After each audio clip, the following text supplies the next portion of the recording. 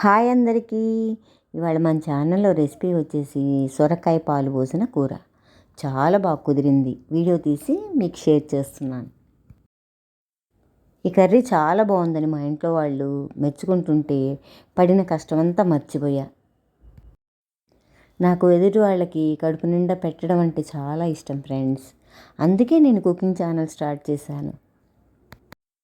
మంచి మంచి రెసిపీలు మీకు షేర్ చేద్దామని.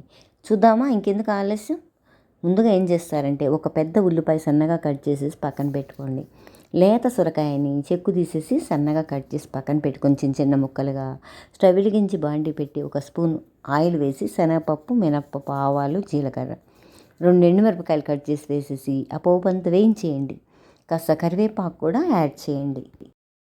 తర్వాత కట్ చేసి పెట్టుకున్నటువంటి ఉల్లిపాయ ముక్కలు వేసేసి పచ్చివాసన అంతా పోయేటట్టుగా వేయించేసేసి అందులో కట్ చేసి పెట్టుకున్నటువంటి సొరకాయ ముక్కలు వేసేయండి.